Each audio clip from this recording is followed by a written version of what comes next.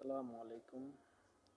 ভারত বাংলাদেশ, ভারতকে আমরা অনেক ভালোবাসি, কিন্তু এরা যেসব মুসলমানদেরকে কেন আপনারা বুঝে না অত্যাচার করতেছেন, কিন্তু এটা তো ভালো না।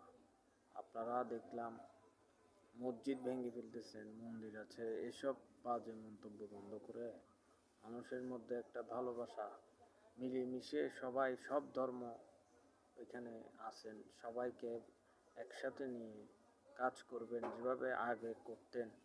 কেন আপনারা ক্ষমতা পেয়ে এভাবে মানুষকে অত্যাচার করাটা ভালো না। আপনি সিরিয়ার দিক দিয়ে খেয়াল করেন, এই বাংলাদেশের দিক দিয়ে খেয়াল করেন। আপনি বাংলাদেশ নিয়েও আপনারা যেভাবে মিথ্যা প্রচার করতেছেন, এগুলো ঠিক না।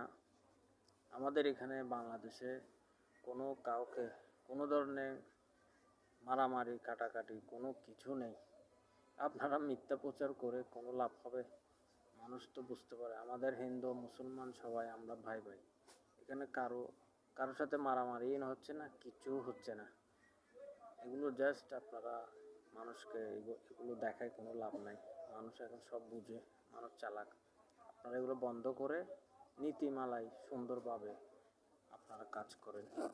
মানুষের সাথে বাংলাদেশ, ইন্ডিয়া, পাকিস্তান সবাই আমরা ভাই ভাই, কেন আমাদের প্রতিবেশী আপনারা।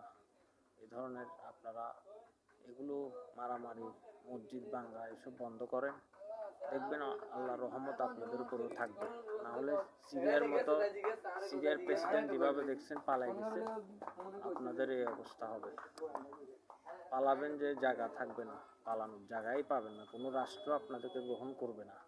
অলরেডি আপনি দেখেন ইন্ডিয়াতে যে আগে আপনাদের কারণে যারা এসব